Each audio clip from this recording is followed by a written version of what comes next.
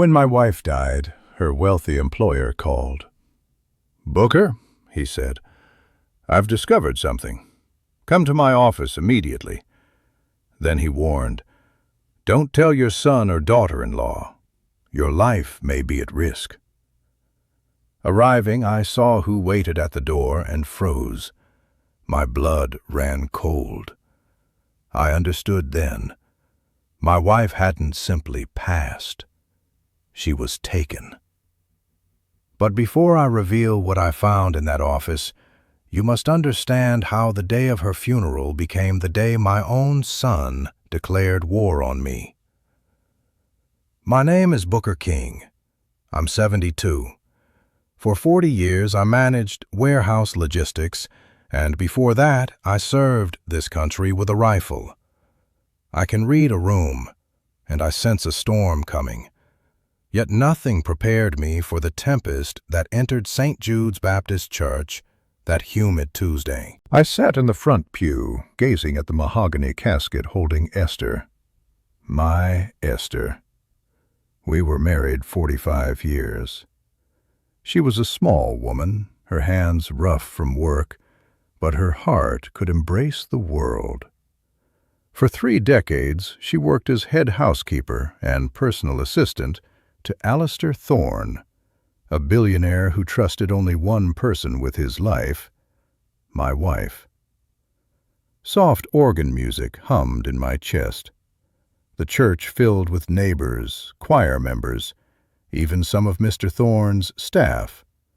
Respectful whispers filled the air. Everyone except the 2 who should have been beside me. My son Terence and his wife Tiffany were 40 minutes late. The heavy oak doors banged open. I didn't turn. I heard the sharp clack of high heels on stone, like gunshots in a library. Heads turned. I kept my eyes fixed on the white lilies atop Esther's casket. Then I smelled them. A cloud of cloying, expensive perfume, mixed with stale cigarettes. Terence slid into the pew. He wore a bright cream suit more fitting for a nightclub than his mother's funeral. He didn't touch my shoulder, squeeze my hand, or look at the casket. He pulled out his phone. The screen lit his face in the dim church. He was texting furiously, jaw tight, sweating, not from grief, but the cold sweat of a cornered man. Tiffany sat next to him. She wore oversized sunglasses indoors and a dress too short and tight. She fanned herself with a funeral program. "This place is a sauna," she whispered loudly. "No money for AC?" Terence hissed at her, but kept his phone out. I gripped my hand-carved hickory cane, knuckles white. I wanted to order them out, to demand respect for the woman who paid for Terence's college, their wedding, their endless bailouts. But I stayed silent. I would not cause a scene at Esther's homegoing. After the service, we moved to the fellowship hall for the repast. The church ladies had prepared Esther's favorites: fried chicken, collard greens, mac and cheese, cornbread. The comforting smell seemed to offend Tiffany. She held a paper plate with 2 fingers, as if it were contaminated. From my corner, I watched. My hearing aids attuned high. Most think I'm a deaf old man, but I hear everything. "I can't believe we have to eat this grease," Tiffany hissed. "Where did all her money go, Terence? You said she had savings." "She spent it on pills," Terence muttered, his mouth full of unblessed food. "Well, at least that expense is gone," Tiffany said with a small, cruel laugh. "That's $500 a month back in our pockets." My heart stalled, then beat with a slow, heavy rage.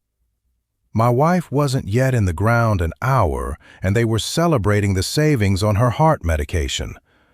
My hands trembled, not from age, but from the urge to wrap them around something. As the room cleared, Terence finally approached. He didn't ask how I was or if I needed a ride. He stood over me, blocking the light. "Dad," he said flatly, "where's the key to Mom's safe?" I looked up slowly. I saw the bags under his eyes, the twitch in his cheek. This was the boy I taught to fish. Now he looked at me like a malfunctioning ATM. "What did you say?" My voice was raspy. "The safe key," he repeated louder. "Tiffany says Mom had a life insurance policy. We need the paperwork. We're entitled to 50% as next of kin." Tiffany stepped forward, arms crossed. "Funerals are expensive. We have bills. We know Esther hoarded cash." I stood, knees stiff, leaning on my cane. At 6'2", I towered over them. "Your mother isn't even cold," I said, my voice low and dangerous. "And you're asking for money." "It's asset management," Terrence snapped. "Don't be difficult. You just worked in a warehouse. Mom handled everything. We're trying to help." "Help?" I scoffed. "You're scavenging. There's no money for you today." Terrence invaded my space, eyes wild. "Listen, old man, you don't know what's going on. We're in trouble. If we don't find that money by week's end, things will get very bad." "What kind of bad?" "The kind where you end up on the street," he spat.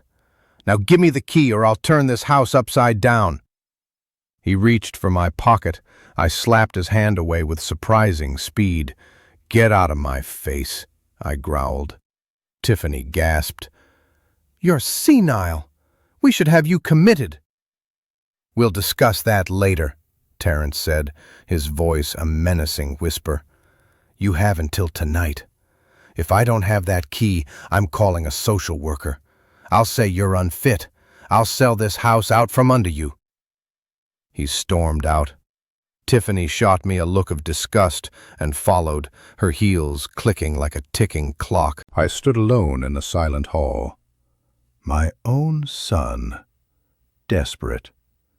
I'd seen that look in junkies and gamblers. He wasn't just greedy. He was afraid. My phone buzzed. Alistair Thorne's name glowed on the cracked screen. "Booker." His voice was jagged, breathless. "I was going through the safe Esther kept here. She left something, a ledger and a recording. Come to my estate now. Don't go home. Don't tell Terrence or Tiffany. If they know what I know, you won't survive the night." "What are you talking about?" "They didn't just wait for her to die, Booker," Thorne whispered. "They helped her along."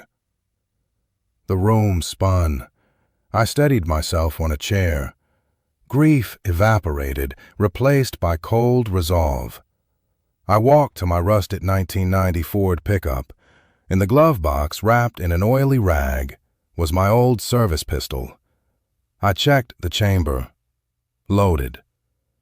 I wasn't just a widower anymore. I was a soldier entering enemy territory, and my son was the target.